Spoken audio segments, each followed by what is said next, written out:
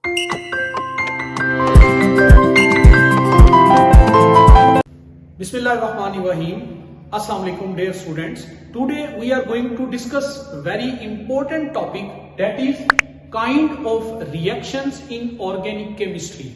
Multiple kinds of reactions हैं, जैसे free radical substitution reaction, electrophilic addition reaction, nucleophilic substitution, beta elimination, electrophilic substitution reaction, hydrolysis, condensation, oxidation, reduction. इन तमाम reactions को summarise करके हम पहले ये देखते हैं कि बॉन्ड किस तरह से ब्रेक होता है। बॉन्ड के टूटने के अमल को फिशन बोलते हैं और फिशन की दो टाइप्स होती हैं। डियर स्टूडेंट्स, ये शॉर्ट क्वेश्चन आपको आ सकता है फेडरल की टेक्स्ट बुक में chapter number 15 part 1 organic chemistry, जबकि पार्ट 2 में पंजाब की टेक्स्ट बुक के चैप्टर नंबर 8 के बिल्कुल आगाज में हम टाइप्स ऑफ रिएक्शन को शॉर्ट क्वेश्चन के तौर पर डिस्कस करते हैं। और टाइप्स ऑफ रिएक्शन में भी स्पेसिफिकली हम फिशन की टाइप्स को डिस्कस करते हैं। एंटी टेस्ट के सिलेबस का इंपॉर्टेंट सेगमेंट है फिशन का मतलब बॉन्ड का ब्रेक होना। डियर स्टूडेंट, बॉन्ड दो तरह से ब्रेक होता है। एक बॉन्ड को ब्रेक करने का अंदाज जिसे होमोलिटिक फिशन कहा जाता है और दूसरा अंदाज जिसे हेट्रोलिटिक फिशन कहा जाता है।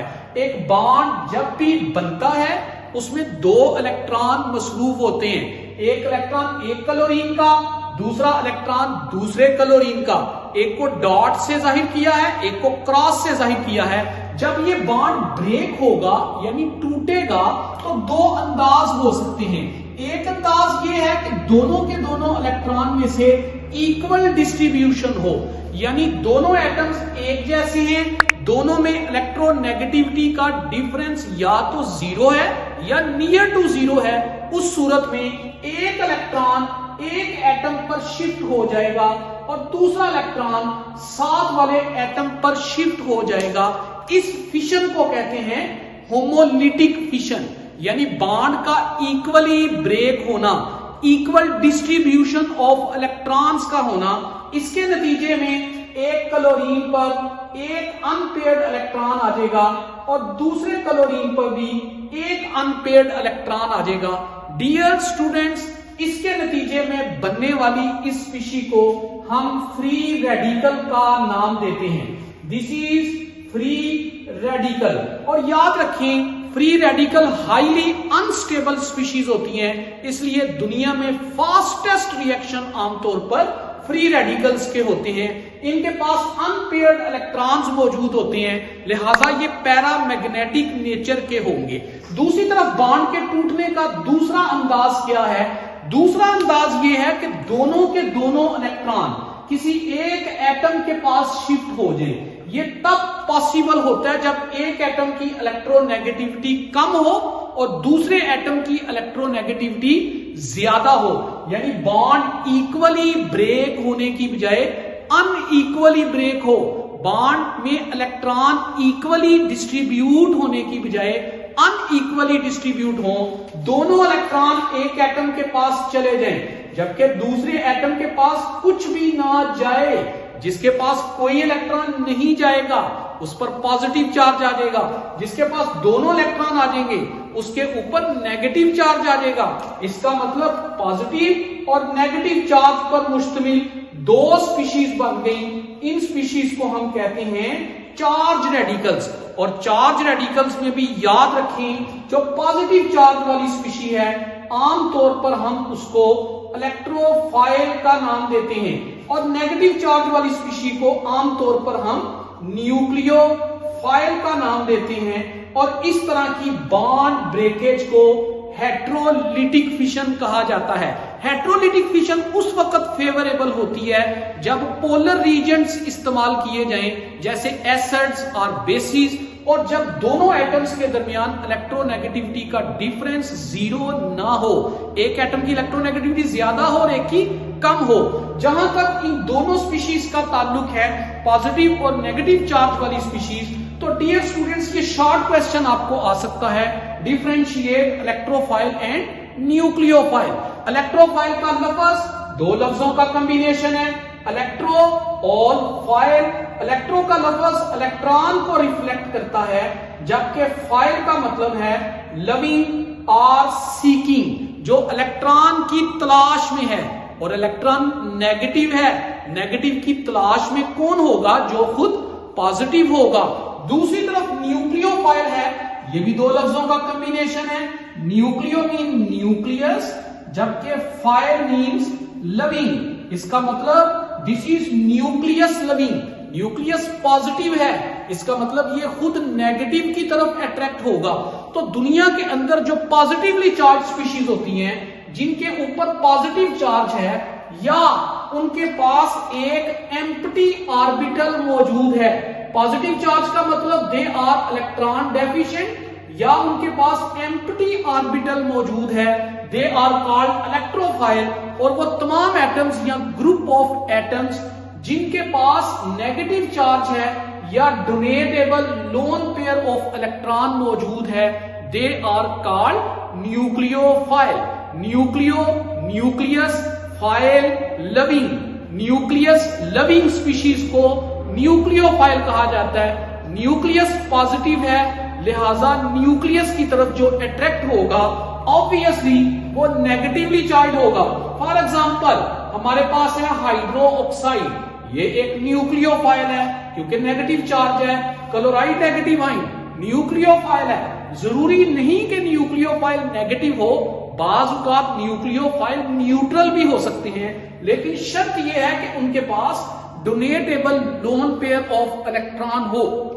फॉर एग्जाम्पल हमारे पास है वाटर, दो लोन पेयर मौजूद है जिनमें से एक डोनेटेबल है। हमारे पास है अमोनिया, न्यूट्रल स्पीशी है लेकिन लोन पेयर मौजूद है।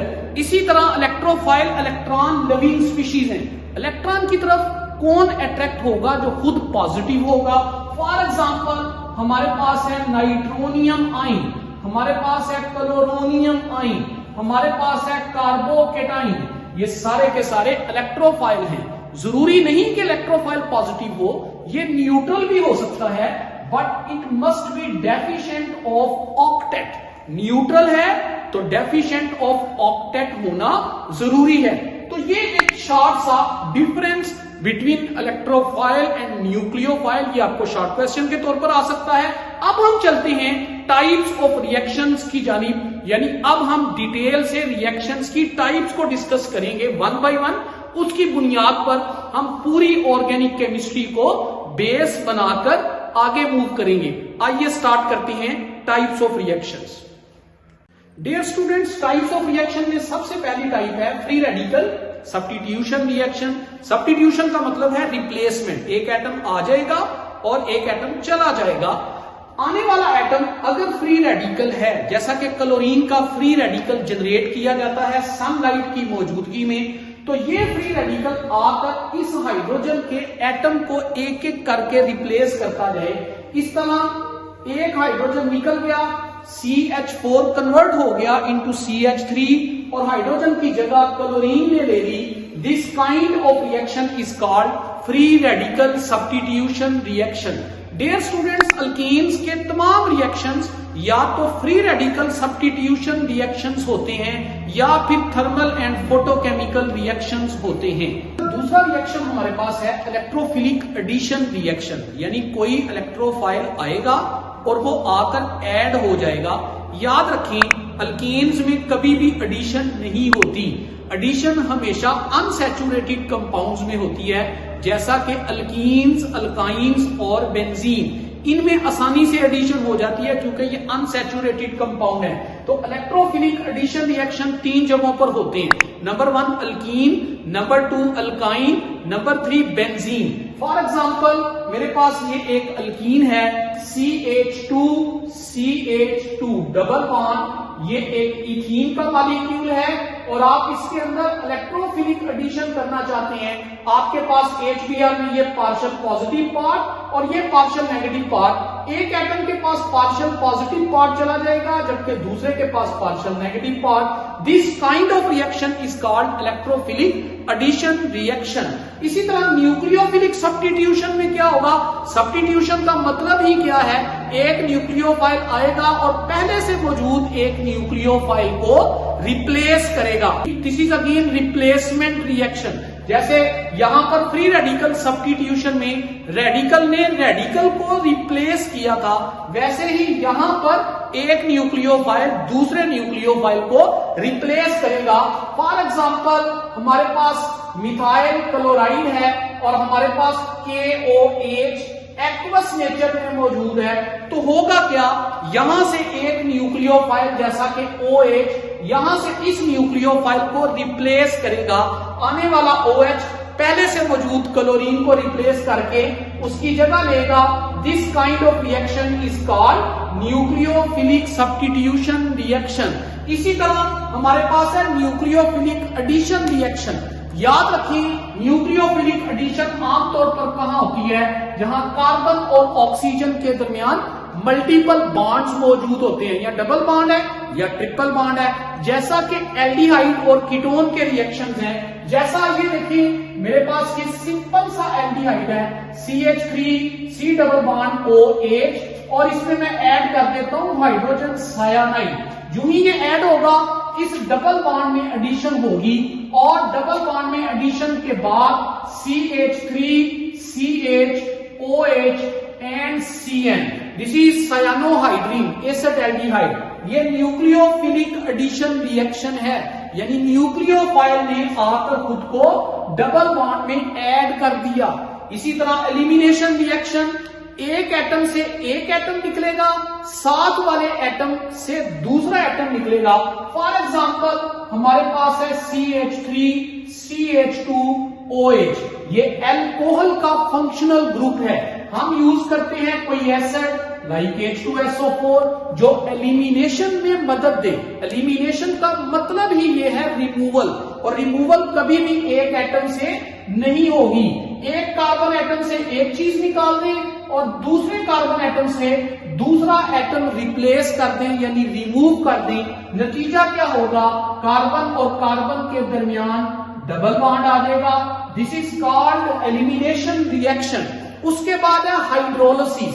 हाइड्रोलिसिस का मतलब आप किसी कंपाउंड में वाटर ऐड करें और वाटर उस कंपाउंड को डीकंपोज करे, उसके साथ रिएक्शन करे। फॉर एग्जांपल ये मेरे पास एस्टर है और एस्टर में जब हमने वाटर ऐड किया तो एस्टर का मॉलिक्यूल डीकंपोज हो गया। जब ये मॉलिक्यूल डीकंपोज होगा, वाटर के साथ रिएक्शन होगा, तो दो नई चीजें जनरेट होगी जिन्हें कहते हैं एसिटिक एसिड प्लस हमारे पास है एथानोल। तो ये हाइड्रोलिसिस रिएक्शंस भी आमतौर पर किसी न किसी कैटालिस्ट या एंजाइम की मौजूदगी में होते हैं। For example H2SO4। अब इसी हाइड्रोलिसिस का उलट रिएक्शन पढ़ते हैं, दैट इज कंडेंसेशन। अब कंडेंसेशन हाइड्रोलिसिस का बिल्कुल ऑपोजिट है। हाइड्रोलिसिस में हमने वाटर ऐड किया, वाटर ने रिएक्ट किया एस्टर के साथ और एस्टर को दो नए कंपाउंड्स में तब्दील कर दिया। कंडेंसेशन क्या है, दो मॉलिक्यूल या दो से ज्यादा मॉलिक्यूल आपस में मिले, उनके मिलने से एक बड़ा मॉलिक्यूल बने और साथ एक छोटा सा मॉलिक्यूल रिलीज हो जाए। फॉर एग्जांपल हम एथानोल में C2H5OH और साथ हम एसिटिक एसिड को इसके साथ कंडेंस करें, like this is in presence of an other acid like H2SO4। दोनों के मिलने से एक बड़ा मॉलिक्यूल रिलीज हो जाए, दैट इज CH3COO C2H5 और साथ एक छोटा सा मॉलिक्यूल रिलीज हो जाए। दिस इज कॉल्ड कंडेंसेशन, यानी दो चीजों का इकट्ठा होना। जैसे आपने कंडेंसेशन पॉलीमराइजेशन में दो टाइप पढ़ी थी, एडिशन पॉलीमराइजेशन और कंडेंसेशन पॉलीमराइजेशन। जिन मॉलिक्यूल्स के अंदर भी दो फंक्शनल ग्रुप्स होते हैं आमतौर पर वो कंडेंसेशन दे सकते हैं। तो एल्डिहाइड में एल्डोल कंडेंसेशन, कैनिजेरोस कंडेंसेशन, ये रिएक्शंस आपने chapter number 12 part 2 chemistry Punjab text book में पढ़े। फिर इसी तरह है ऑक्सीडेशन। ऑक्सीडेशन का मतलब क्या है, या तो हम कहेंगे गेन ऑफ ऑक्सीजन या कहेंगे लॉस ऑफ हाइड्रोजन, दोनों बातें हो सकती हैं। फॉर एग्जांपल हमारे पास है मेथानॉल और हमने इसकी ऑक्सीडेशन की है in presence of oxidising agent, तो नतीजा क्या होगा, पहले ऑक्सीजन सिंगल बॉन्ड बना रही थी, अब ऑक्सीजन कार्बन के साथ डबल बॉन्ड बनाएगी। This kind of reaction is called oxidation. Oxidation में आमतौर पर ऑक्सीजन के नंबर ऑफ बॉन्ड सिंगल की बजाय डबल बन जाते हैं। रिडक्शन बिल्कुल ऑपोजिट है। रिडक्शन का मतलब या तो कह सकते हैं लॉस ऑफ ऑक्सीजन या कह सकते हैं गेन या addition of hydrogen. For example हमारे पास एक कंपाउंड है दैट इज फॉर्मेल्डिहाइड, हम इसमें हाइड्रोजन ऐड कर देते हैं। फॉर एग्जाम्पल हमने इसमें हाइड्रोजन ऐड कर दिए, this reaction is called addition of hydrogen. It will be converted into alcohol. Alcohol की ऑक्सीडेशन से एल्डिहाइड बना और एल्डिहाइड की रिडक्शन से एल्कोहल बन गई। तो ऑक्सीडेशन और रिडक्शन एक दूसरे के बिल्कुल ऑपोजिट रिएक्शंस हैं। डियर स्टूडेंट्स, ये तो थी टाइप्स ऑफ रिएक्शंस। हमने तमाम टाइप्स को डिस्कस किया विद सूटेबल एग्जांपल। ये आपको एक लॉन्ग क्वेश्चन आ सकता है।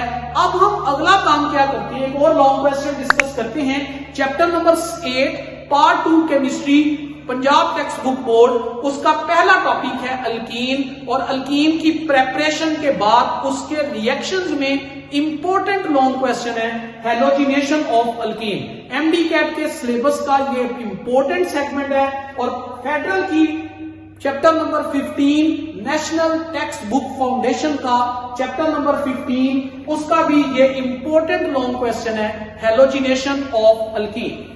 पहली बात ये याद रखें कि हैलोजिनेशन फ्री रेडिकल, अभी मैंने बताया आपको फ्री रेडिकल सब्स्टिट्यूशन रिएक्शन है, और इस फ्री रेडिकल सब्स्टिट्यूशन रिएक्शन के 3 मरहले होंगे। पहला मरहला क्या होगा, दैट इज इनिशिएशन। इनिशिएशन का मतलब है बात को शुरू करना, और इनिशिएशन स्टार्टिंग स्टेप है। फॉर एग्जांपल ये मेरे पास है क्लोरीन का मॉलिक्यूल, ये सनलाइट हमने इस्तेमाल की।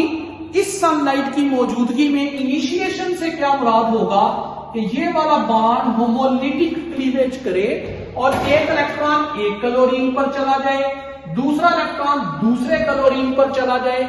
इस तरह फ्री रेडिकल जनरेट हो गए, और इन फ्री रेडिकल के जनरेट होने वाले इस मरहले को बोलते हैं इनिशिएशन स्टेप। जब फ्री रेडिकल जनरेट हो चुके तो दूसरा मरहला हमारा स्टार्ट हो जाएगा, that is called propagation. Propagation का मतलब है बात को आगे बढ़ाना। बात आगे कैसे बढ़ेगी, 2 रास्ते आपने जहन में रखना है। एक तो रेडिकल अटैक करेगा मॉलिक्यूल पर, रेडिकल बन जाएगा मॉलिक्यूल, और मॉलिक्यूल बन जाएगा रेडिकल। मसलन आप ये देखिए, ये मेरे पास है मीथेन का मॉलिक्यूल और ये मेरे पास है क्लोरीन का फ्री रेडिकल जो यहां पर जनरेट हुआ था। होएगा क्या, ये क्लोरीन फ्री रेडिकल इस पर अटैक करेगा। मैं जरा इसको ओपन करके लिखता हूं ताकि आपको बात को समझने का मौका मिल सके। ये देखिए, ये मैंने एक हाइड्रोजन सेग्रीगेट करके लिखा है, अलग करके लिखा है। इसमें क्या होगा, यहां 2 इलेक्ट्रॉन बॉन्ड बनाने के अमल में बिजी हैं। ये वाला बॉन्ड यहां से टूटेगा, ये वाला हाइड्रोजन यहां से निकला, ये वाला क्लोरीन यहां से, ये दोनों एटम्स फ्री रेडिकल की शक्ल में आपस में मिलकर पैदा करेंगे HCl, जबकि बाकी हमारे पास बच गया CH3, और CH3 के ऊपर एक अनपेयर्ड इलेक्ट्रॉन आपको नजर आ रहा है। वो अनपेयर्ड इलेक्ट्रॉन मैंने इसके ऊपर शो कर दिया है। This is called carbon free radical methyl. अब अगले मरहले में क्या होगा, ये जो कार्बन का फ्री रेडिकल है यानी कि मिथाइल फ्री रेडिकल, ये क्लोरीन के बॉन्ड पर अटैक करेगा। ये क्लोरीन का बॉन्ड है। अब क्लोरीन का बॉन्ड भी उसी तरह से ब्रेक होगा जैसे पहले ब्रेक हुआ था, यहां से ब्रेक होगा। नतीजा, ये कार्बन का फ्री रेडिकल और क्लोरीन का फ्री रेडिकल आपस में मिलेंगे और इनके मिलने से जनरेट होगा मिथाइल क्लोराइड, जबकि एक इलेक्ट्रॉन क्लोरीन के पास बाकी बच गया है, ये क्लोरीन पर आकर स्टे करेगा। और ये देखें क्लोरीन का फ्री रेडिकल जनरेट हो चुका है और मिथाइल क्लोराइड बन गया। लेकिन ये बात यहां पर स्टॉप नहीं होगी, बात और आगे बढ़ती जाएगी और ये तब तक प्रोसेस चलता जाएगा जब तक के तमाम क्लोरीन के फ्री रेडिकल तमाम हाइड्रोजन को रिप्लेस ना कर ले। अब आप ये देखें कि ये मॉलिक्यूल मेरे पास बना, 7 क्लोरीन का फ्री रेडिकल है, यही क्लोरीन का फ्री रेडिकल दोबारा यहां से हाइड्रोजन को रिप्लेस करेगा। किस तरह से, गौर करें, इस बॉन्ड को बनाने में 2 इलेक्ट्रॉन बिजी हैं, यहां से बॉन्ड टूट जाएगा दरमियान में से, ये वाला हाइड्रोजन का फ्री रेडिकल इस क्लोरीन के फ्री रेडिकल से मिलकर जनरेट करेगा HCl। पीछे मेरे पास बच गया CH2Cl, जबकि आपको एक इलेक्ट्रॉन भी नजर आ रहा है, अनपेयर्ड इलेक्ट्रॉन। ये इलेक्ट्रॉन इस कार्बन के ऊपर स्टे करेगा। अब अगला मरहला क्या है, ये कार्बन का फ्री रेडिकल दोबारा अटैक करेगा CH2Cl, ये कार्बन का फ्री रेडिकल, और ये मेरे पास है क्लोरीन का बॉन्ड, इसके ऊपर कार्बन के फ्री रेडिकल ने दोबारा अटैक करना है। ये देखें, ये बॉन्ड दोबारा से टूटेगा, जब ये दोबारा टूटेगा तो ये मिलकर पैदा करेगा एक नया कंपाउंड, दैट इज CH2Cl2, और क्लोरीन का फ्री रेडिकल बन गया। अब दोबारा ये क्लोरीन का फ्री रेडिकल फिर क्या करेगा, इसी मॉलिक्यूल के ऊपर अटैक करेगा। ये तब तक प्रोसेस चलता रहेगा जब तक तमाम के तमाम हाइड्रोजन रिप्लेस ना हो जाए। गौर कीजिएगा, दोबारा से इस बॉन्ड को बनाने में 2 इलेक्ट्रॉन बिजी हैं, 1 और 1 2, यहां से बॉन्ड टूटेगा, ये हाइड्रोजन का फ्री रेडिकल क्लोरीन का फ्री रेडिकल आपस में मिलकर फिर क्या जनरेट करेंगे, HCl, जबकि पीछे मेरे पास क्या बच गया, CH2Cl2, और यहां पर एक अनपेयर्ड इलेक्ट्रॉन आपको नजर आ रहा है, ये वाला, ये कार्बन के ऊपर मौजूद है। इसका मतलब दोबारा से कार्बन का फ्री रेडिकल बन चुका है। अब क्या होगा, ये जो कार्बन का फ्री रेडिकल बना, ये दोबारा अटैक करेगा क्लोरीन के मॉलिक्यूल पर। अब क्लोरीन का मॉलिक्यूल फिर टूटेगा, किस तरह से, इस मॉलिक्यूल को बनाने में 2 इलेक्ट्रॉन बिजी हैं, यहां से ये बॉन्ड टूटेगा और ये वाला फ्री रेडिकल आपस में मिलकर जनरेट करेंगे CHCl3, यानी कि क्लोरोफॉर्म, और क्लोरीन का फ्री रेडिकल फिर से जनरेट हो गया। अब ये जो क्लोरोफॉर्म का मॉलिक्यूल बना और क्लोरीन का फ्री रेडिकल, ये दोबारा एक दूसरे के साथ इंटरेक्शन में है। This is chloroform and this is chlorine free radical. क्या होगा, दोबारा से ये बॉन्ड दोबारा डिसोसिएट होगा, यहां से तोड़े बॉन्ड को, यहां से ये वाला फ्री रेडिकल और ये वाला फ्री रेडिकल दोबारा आपस में मिलकर क्या जनरेट करेंगे, HCl, जबकि कार्बन के पास एक अनपेयर्ड इलेक्ट्रॉन मौजूद है, दैट इज CCl3, और ये फ्री रेडिकल आ गया। अब कार्बन का फ्री रेडिकल दोबारा से एक मॉलिक्यूल पर अटैक करेगा, किसके मॉलिक्यूल पर, क्लोरीन के मॉलिक्यूल पर, ताकि दोबारा वहां से बॉन्ड को तोड़ सके। जब दोबारा बॉन्ड टूटेगा तो क्या होगा, ये टूट गया यहां से, लाइक दिस, क्या बन गया, CCl4, 3 क्लोरीन पहले से थे, 1 क्लोरीन ये आ गया, 4 क्लोरीन, जबकि ये 1 इलेक्ट्रॉन इस क्लोरीन पर शिफ्ट हो गया, लिहाजा दोबारा से एक फ्री रेडिकल जनरेट हो चुका है। डियर स्टूडेंट्स, ये देखें, अब इसके पास रिप्लेस करवाने के लिए कोई भी हाइड्रोजन मौजूद नहीं है, लिहाजा अब फर्दर प्रोपेगेशन नहीं होगी। अब लास्ट स्टेप होगा हमारा, दैट इज कॉल्ड टर्मिनेशन। पहला स्टेप था इनिशिएशन, दूसरा स्टेप था प्रोपेगेशन, और तीसरा स्टेप है टर्मिनेशन। टर्मिनेशन का मतलब है रेडिकल्स आपस में मिलकर प्रोसेस को कंप्लीटली स्टॉप कर दें।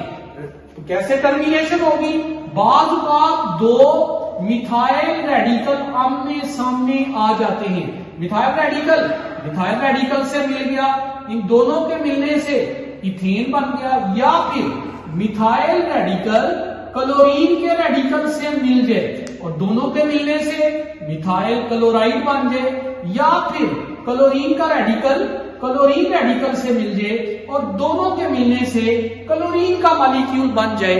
इस तरह 3 मरहले हमने मुकम्मल किए हैं, इनिशिएशन, प्रोपेगेशन, टर्मिनेशन। इनिशिएशन में फ्री रेडिकल जनरेट होता है, टर्मिनेशन में फ्री रेडिकल का प्रोसेस खत्म हो जाता है, जबकि प्रोपेगेशन में 2 काम बार बार हो रहे हैं। क्लोरीन का फ्री रेडिकल कार्बन पर अटैक करता है और कार्बन का फ्री रेडिकल क्लोरीन पर अटैक करता है, यानी प्रोपेगेशन में बार बार एक मॉलिक्यूल और फ्री रेडिकल का इंटरेक्शन है, हत्ता के तमाम हाइड्रोजन रिप्लेस हो जाएं। This is all about halogenation of alkyne, very important long question and conceptual area of anti-test. Inshallah, in the upcoming lecture, we will further discuss in detail about the properties of alkene, then the properties of alkene, then the properties of alkyne. Thank you.